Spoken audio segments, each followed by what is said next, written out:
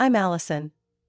That morning, while making coffee in my small kitchen in a northern suburb of Chicago, I opened my email as usual. Amidst a flood of promotions and work reports, one subject line made me freeze. About the wedding from Holly. I clicked. Just one short paragraph. Please don't come, we're keeping the ceremony small so we'll live stream it. Here's the link, hope you understand. No invitation, no apology, not even a thank you. Just a cold hyperlink. I stood still holding the coffee spoon, feeling like someone had punched me square in the chest. Me, the person who had wired nearly $63,000 over the last 6 months to fund my sister's wedding, was being treated like a nameless outsider. Wasn't I the one who paid the deposit for the boutique hotel on Michigan Avenue? Wasn't I the one who ordered all the embroidered table linens, hired the premium videography team, and covered the fees for 3 different dress fittings? And yet, not a single printed invitation. I double-checked. No previous emails, no missed calls, no texts. Just one command, don't come. I leaned against the fridge, feeling my chest tighten, inch by inch. The coffee steam rose gently, brushing against my cheek as if to ask, "Are you okay?" I wasn't. My mom, Diana, was the only one in the family who ever called me when something major needed to get done. Lately, she had been asking me repeatedly to send more money to help take the stress off Holly. I had even paid for the engagement brunch. Over $7,800, including the garden rental and cocktail service team. I didn't regret the money, but in that moment, I regretted myself. I turned back to my laptop and opened the spreadsheet. Total, $62,740. All charged to my credit card. My name on every invoice. And in return? A livestream link, and an invitation to stay quiet. At that moment, I told myself maybe Holly was just overwhelmed. Maybe she didn't realize she had just pushed aside the very sister who had stood by her since her divorce at 24. All the way to meeting Nolan. I called, no one picked up. 30 minutes later, a message popped up from my mother. Holly needs some space. Don't make this a big deal. Everything's fine if you don't overreact. Overreact? Being told I was 3 weeks of unpaid leave just to help plan this wedding? Being told I was too sensitive for being kicked out like a late-paying customer?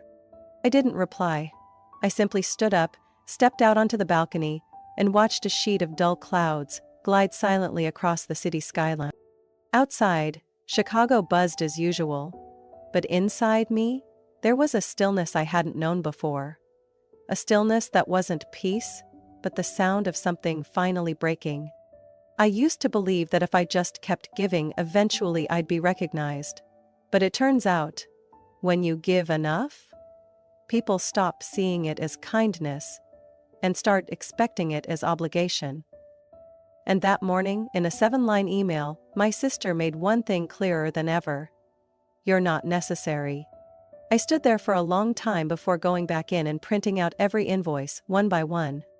If they saw me as a walking wallet, then the least I could do was keep the receipts. That afternoon, I decided to drive to the tasting at Celestine Grove, the restaurant where Holly and Nolan's wedding reception would be held. Despite the cold email treatment, I still wanted to check things one last time before the final $7,200 payment went through. I told myself that if I was paying, the food shouldn't be terrible. The restaurant sat on the 3rd floor of a glass building in the Gold Coast, with a view overlooking Lake Michigan. Exactly the kind of place my mother would call elegant, but not showy.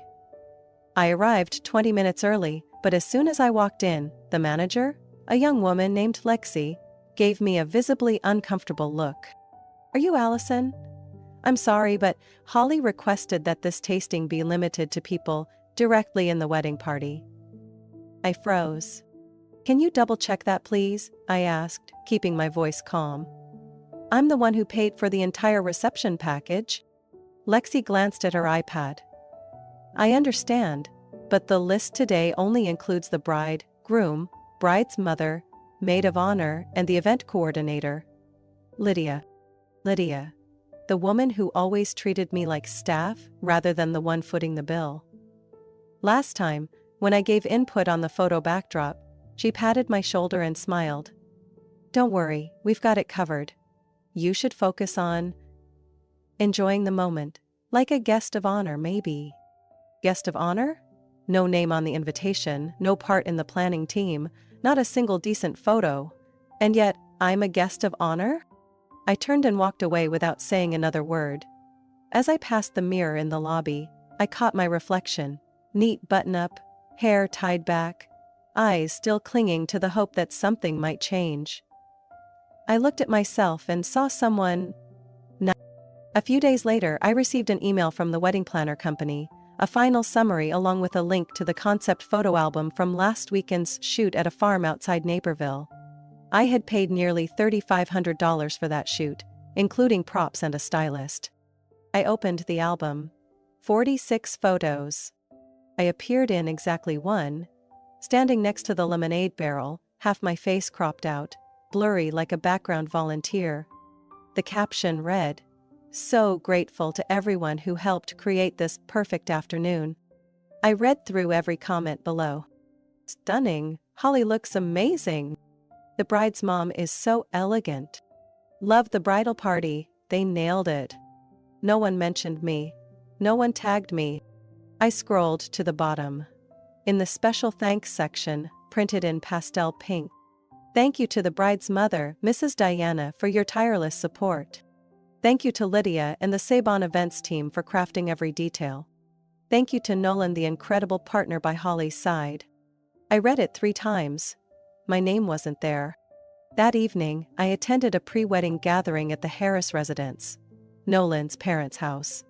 It was a cozy southern-sided dinner, white wine flowing non-stop. I got a late invitation from one of Holly's friends, along with a note. Just come for fun. Holly said you were probably busy, so didn't bother you with details. I found my name at table 8, near the restroom. Specifically wedged between a hallway leading to the supply closet and the emergency exit. The smell of disinfectant was so strong I had to lightly stuff a napkin near my nose.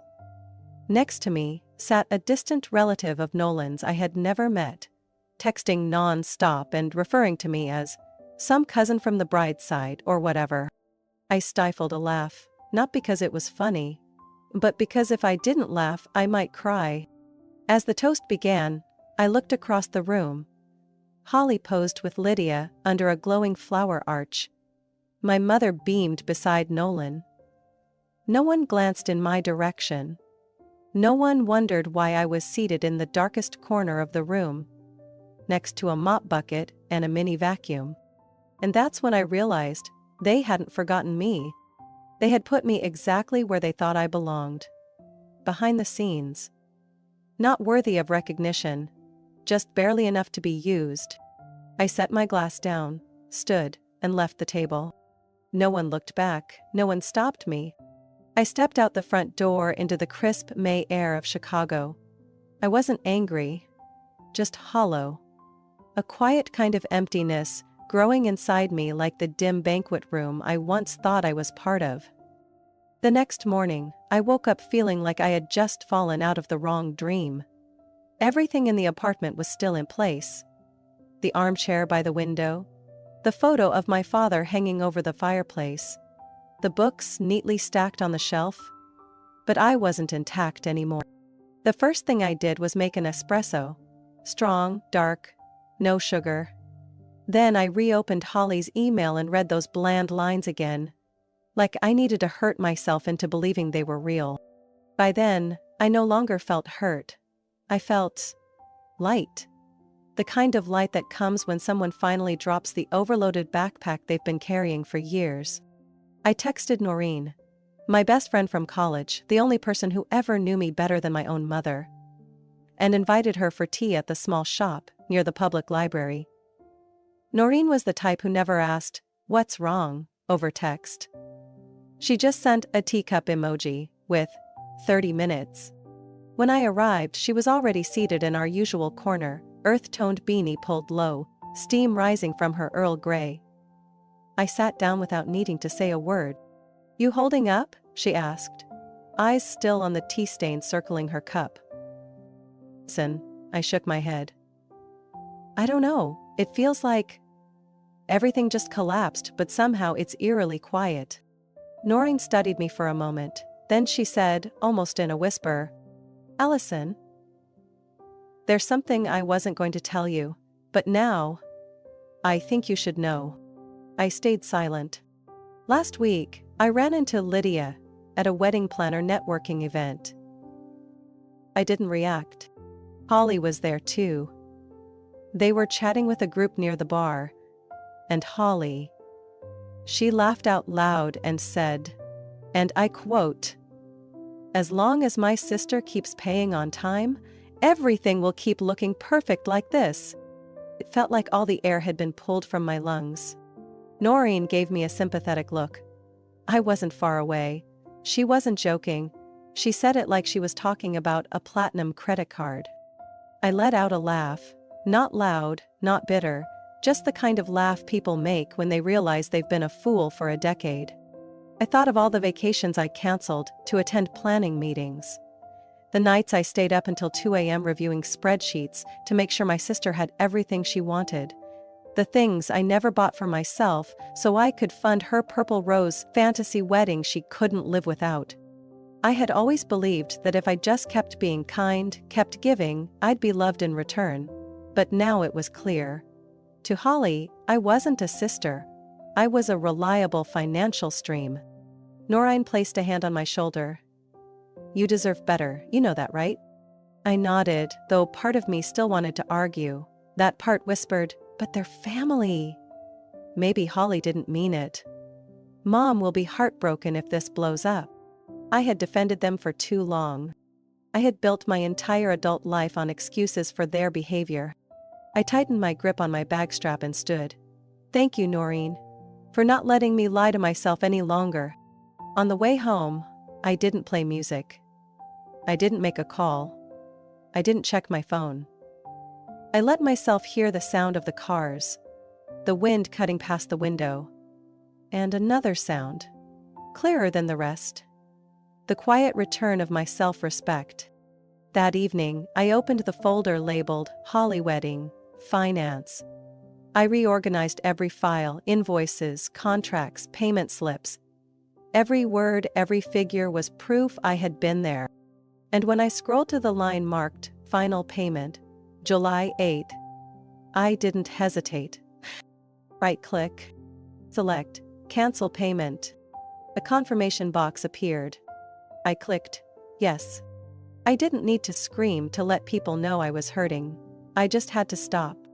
For the first time in years, I wasn't the one keeping everything looking okay.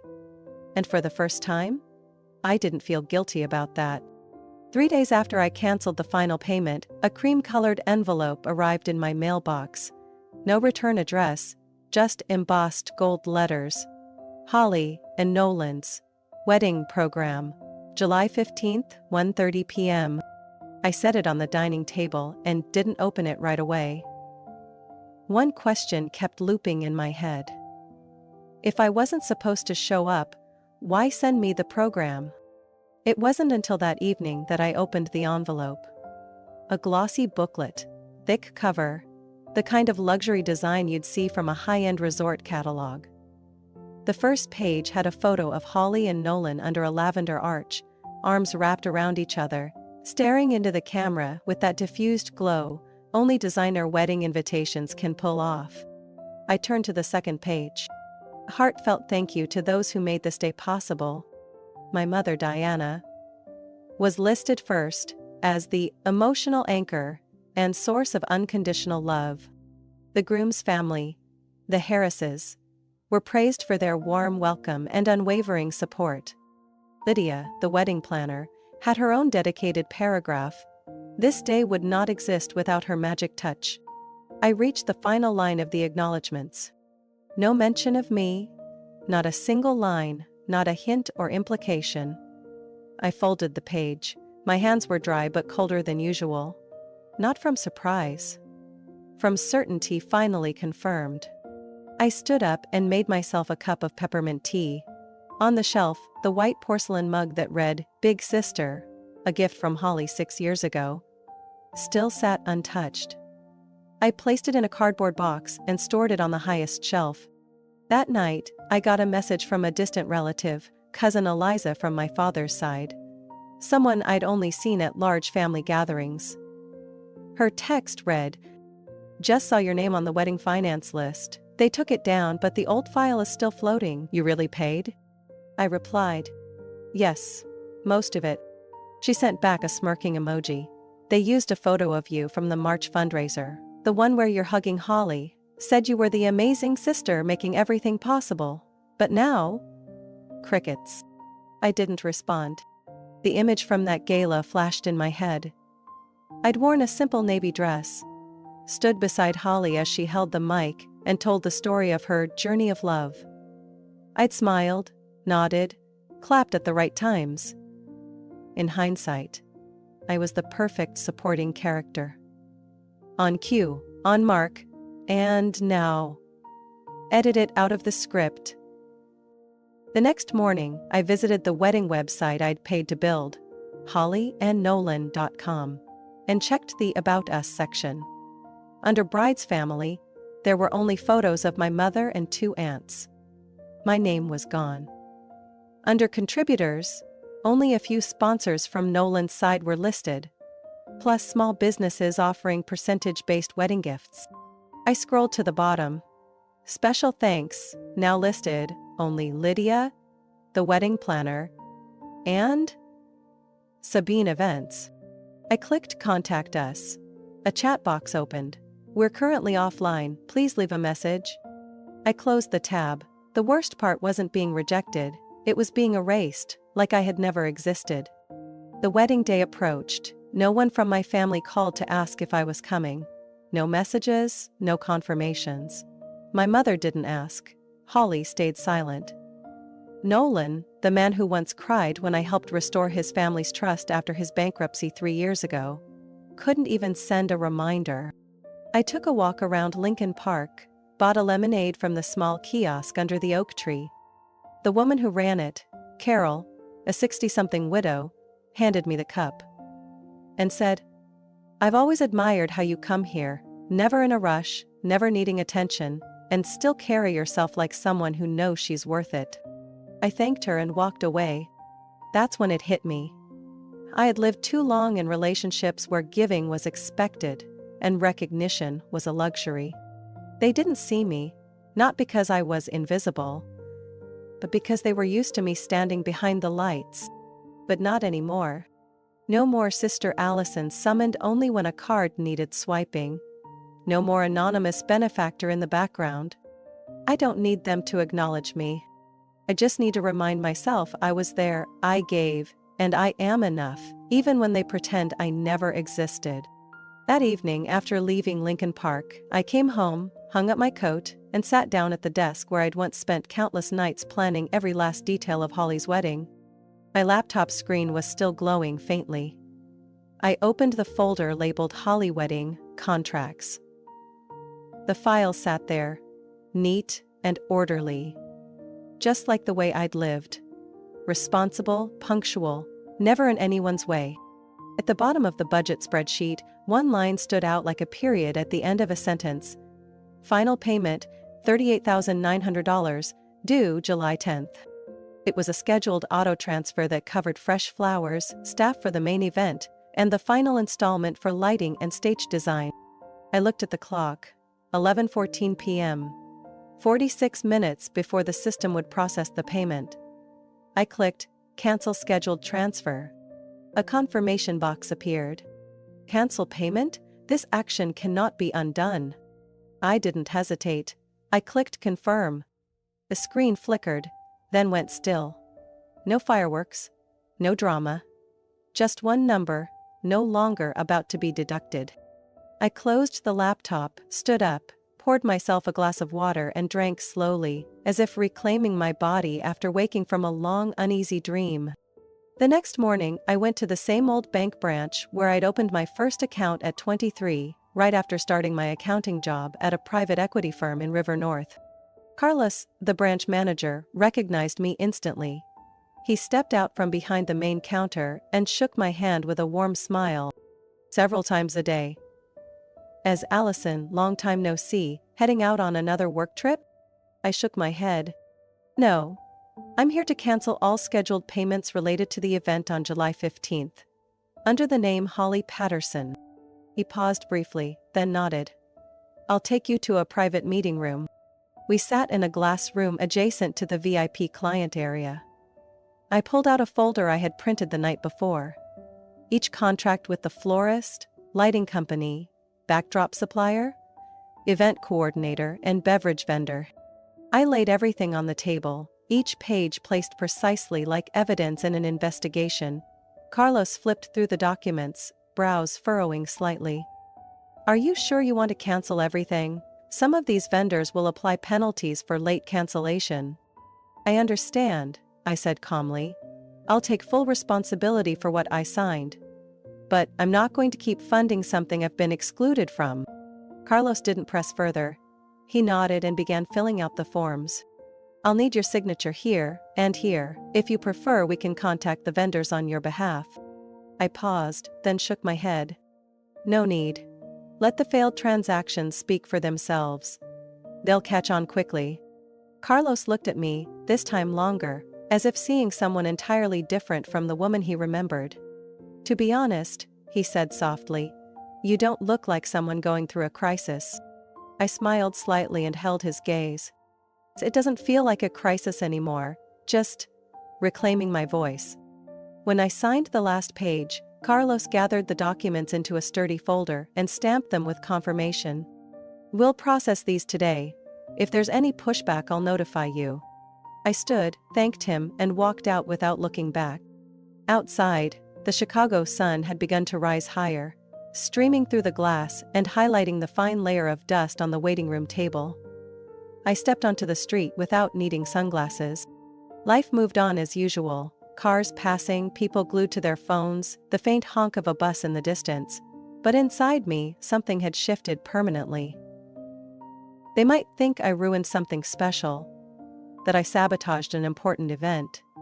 But to me, this was the first time I refused to be background scenery for a stage I wasn't invited to stand on. And I knew, whether anyone understood or not, this was the most right thing I had ever done for myself. The morning of July 15th began under a slate-gray sky, with clouds hanging low like a silent warning. I made coffee early, without an alarm. My hands were steady. My mind was clear. Everything was ready, on my terms. Across the city, at the Sinclair Hotel where Holly and Nolan's wedding was supposed to take place, the atmosphere was completely different.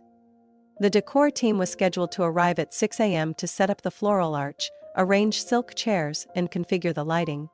But by 7:15, the wedding hall was still empty. The coordinator was making frantic calls. A confused receptionist flipped through a schedule printed with the wrong contact name. Lydia, the wedding planner, was visibly unraveling when the lighting company announced, "We haven't received final payment. Per contract, we cannot proceed." The florist, Dahlia Bloom & Co., emailed at 8:04 a.m. Due to a payment breach, Order 3321 has been automatically cancelled. My mother, Deanna, was fixing Holly's hair when she got a call from hotel staff. When she came downstairs and saw 4 lighting crates stacked awkwardly at the entrance, with a note that read, "Service will cease if payment is not received within 2 hours, she began to lose composure. By 8:40, Lydia called my phone. I didn't pick up. At 8:53, Holly called. Her name lit up on my screen. Holly. I answered. Allison speaking. Her voice came through sharp and panicked. Allison, what's going on? They're saying you canceled the payments? My voice stayed calm. That's correct. What? Why? This is my wedding. Are you trying to ruin it? I stepped away from the table and walked onto the balcony, taking a deep breath. No, Holly. I didn't cancel the wedding. I just stopped funding an illusion I was never invited to be part of. There was silence for 2 seconds, then a loud crush. Probably someone dropping a box. "What the hell are you talking about?" Holly shouted. "This is my wedding. You already paid for everything, why pull out now?" I let out a quiet laugh. Precisely because I paid for everything, I have the right to stop. You didn't invite me. You didn't mention me. You erased me from this day. You can't delete my name from the program and still expect me to foot the bill. My mother grabbed the phone. "Allison, think this through. People are arriving. Family is waiting outside. You can't just walk away." "I'm not walking away," I cut her off, letting my voice rise for the first time. "I'm simply done being responsible for the absence of love in this family." Her voice faltered. "But what will people say? They'll blame me, blame Holly. And have spent years protecting everyone's image, except my own." Silence. I ended the call. 10 minutes later, Lydia called back. No anger, no pleading. Just professional composure. "Mrs. Allison, I understand this is a personal decision. But I just want to confirm. None of the remaining balances will be paid, correct?" "Correct," I replied. "And I have copies of every contract that outlines that." "I've read them," Lydia exhaled. "They're lucky you stayed within legal bounds." I hung up and flipped my phone face down on the table. At the Sinclair, Holly sat on the floor of the bridal suite, makeup smeared with tears. My mother blamed Lydia. Lydia blamed unresponsive finance parties. Nolan said nothing, turning away as Holly accused him of doing nothing. The floral arch was never assembled. The stage lights never came on. Vendors pulled out, one by one. It didn't collapse with a bang, just a perfectly coordinated absence. And I sat at home, quietly finishing the novel I had left on the shelf for weeks, next to a cup of slowly cooling coffee. No gloating, no thrill, just silence. The kind of silence you earn when for the first time in your life, you stop trying to be someone no one acknowledges, just to protect what no one values. That afternoon, as I rinsed my coffee mug and got ready for a walk around the lake near my house, my phone rang. A sudden Zoom call popped up from a contact named Mom, Family Emergency. Hesitated. But then I hit join. The screen filled with familiar faces in small squares. My mom, Holly, Nolan, Aunt Carol from Iowa, Uncle Paul, my mom's older brother, and even Great Uncle Rick, who only ever appeared at funerals. Before I could speak, my mom jumped in, her voice dripping with dramatics. "Allison, we need to talk right now. Everyone's really hurt. What you did, without warning, threw the whole family into chaos." "Chaos?" I raised an eyebrow. "I was cut out of the entire event. No invitation, no decent seat, not a single word of thanks. If today was chaotic, it was the result of choices you all made." Holly cut in, voice cold as stone. "You always make things complicated. You couldn't handle me having one day that wasn't about you. That's how you've always been. Competitive, jealous, selfish." I laughed, not loud, not bitter, just a dry, short sound. "Jealous?" I said. "You think I sweat? Skipped work and spent nearly $70,000 just to sit near the bathroom at your wedding because I was jealous?" Every square on the screen went dead silent. "You pulled away," Holly pressed. "No one pushed you out. If you hadn't made it all about you, this day would have been perfect. I've planned for this my entire life." "Exactly," I said, staring straight into the camera. "And you forgot the most basic rule of planning a wedding. Being grateful to the people who made it possible." "I didn't ruin your wedding. I just stopped being an ATM that doesn't ask for receipts." Carol shifted awkwardly. "Maybe she just didn't know how to show her gratitude properly." "Aunt Carol," I cut her off gently but firmly. "I was cropped out of every photo, removed from the helpers list, and seated next to the janitor's supply closet. That's not an accident. That's deliberate erasure." Uncle Rick chimed in with his thick southern drawl. This Allison girl's always been fiery.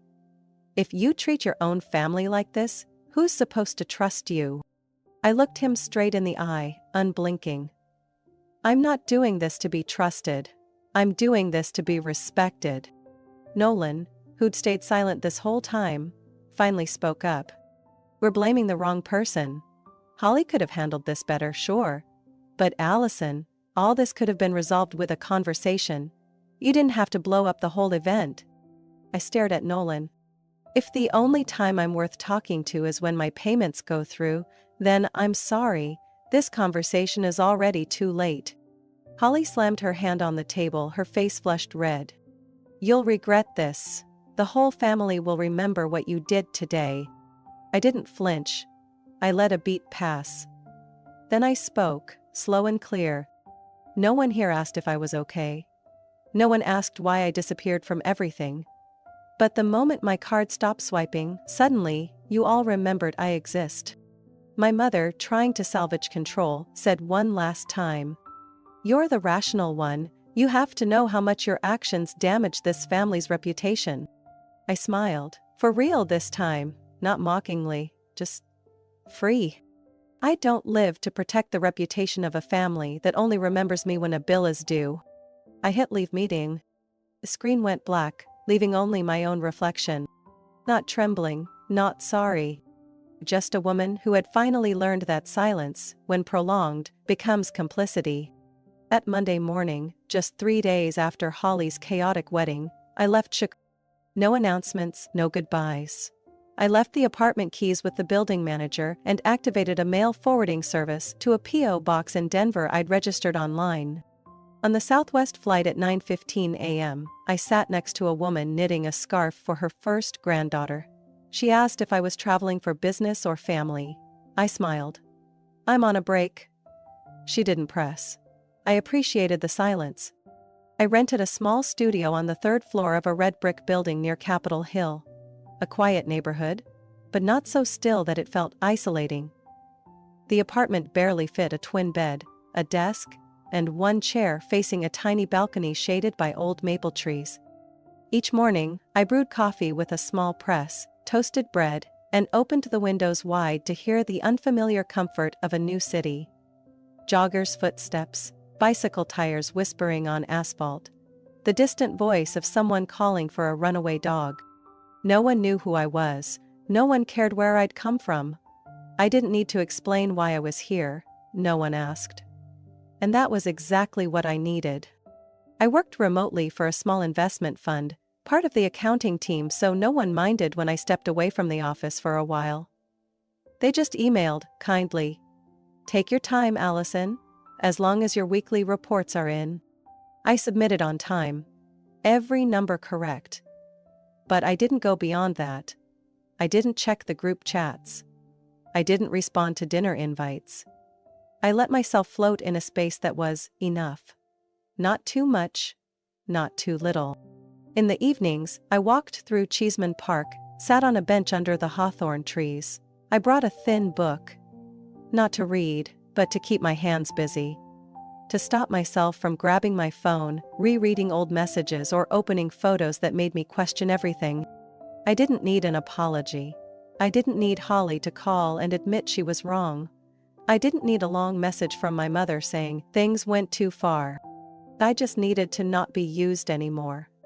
One Saturday afternoon, while sipping tea at a small cafe called La Rue, a haven for freelancers chatting and working, I got a text from an unknown number. I'm sorry. I never meant for things to get this bad.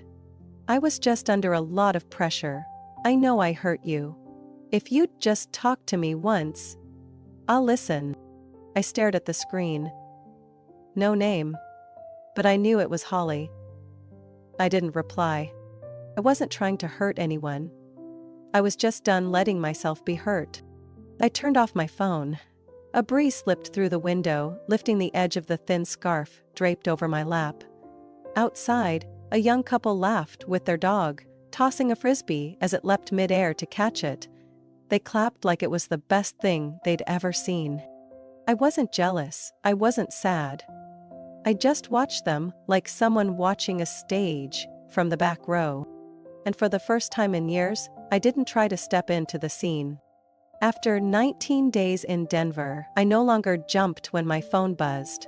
I no longer hoped a message would fix the unfixable. At the airport, I sat watching the board scroll destinations: New York, Portland, Los Angeles, Austin. I wasn't flying back to Chicago. I wasn't going to anyone's home.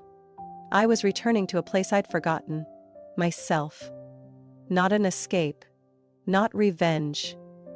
Just a decision that from now on, I didn't need permission to exist in anyone's life. I didn't need to be accepted. I just needed to be left in peace. I returned to Chicago on a morning drizzled with soft rain. The kind that dampens the pavement but doesn't send people running. The city was still the same. Loud, rushed, indifferent. But I wasn't the same woman I was 3 weeks ago. I opened the door to my apartment, the same one I had left like I was fleeing something. Everything was in place. But it no longer felt temporary. I pulled the curtains, opened the window, and let the crisp air drift in. I made tea instead of coffee. I didn't need energy. I needed quiet. Over the past 3 weeks, I had a lot of time to think about all the years I spent keeping the peace. I used to think silence was a form of kindness, that not reacting showed maturity, that compromise was wisdom. But now, I understand. Silence, kept too long, is not grace. It's erosion. It's how you vanish in others' eyes, and then in your own. I used to be the one who held things together, the bridge builder in every tension, the strong older sister who handled everything. I once texted Mom happy birthday on Holly's behalf. I booked Aunt Carol's flight, arranged hotel rooms for distant cousins, even paid Nolan's leftover DJ fee, without anyone knowing. And all those years, I asked for nothing, until my silence became expected, until my absence wasn't noticed. Except when a bill was unpaid. I picked up my phone, 2 unheard voicemails, one from my mother, one from Holly. I didn't press play. I saved them into a separate folder, labeled, "Not Ready Yet." Because I didn't need to hear them, to know what they'd say. I didn't need more excuses. I didn't need another, "We were just trying to keep things light for the family." I didn't need a lukewarm apology after 3 weeks of prideful silence. And I didn't need revenge. I just needed to stop paying the price for the role they assigned me, the strong one, the stable one, the one who never needed to be asked if she was okay. That afternoon I walked to the park near my apartment, the same one I used to visit after work with a book in hand. The breeze carried the scent of freshly cut grass and the laughter of children playing in the distance. I sat on a bench, holding a cup of hot tea from the cafe on the corner. No one knew I had abandoned a wedding. No one knew I was excluded from the very event I helped build, with my money and trust. And no one needed to know. Because what mattered was this. I knew. I knew I was no longer the woman who stayed silent to be accepted. I wasn't trying to prove I deserved to be there. I wasn't looking for a place in a room that always tried to edge me out. I wasn't stepping away from my family, I was stepping toward myself. And if anyone ever asked, I wouldn't hesitate to say, "They said I ruined the wedding." I say, "I saved myself." Allison's story is a powerful reminder that sometimes the bravest thing isn't to forgive or endure, it's to walk away from the rules others have forced upon us. In real life, if you've ever been seen as the reliable one, who doesn't need support, remember this. Silence isn't always noble. Sometimes, it's the trap that erases you. You have the right to set boundaries, to stop giving unconditionally, and to choose yourself without apology. What do you think about Allison's decision? Was she too harsh? Or was she finally just protecting herself after too much hurt? Share your thoughts below, and don't forget to follow the channel for more deeply moving family stories.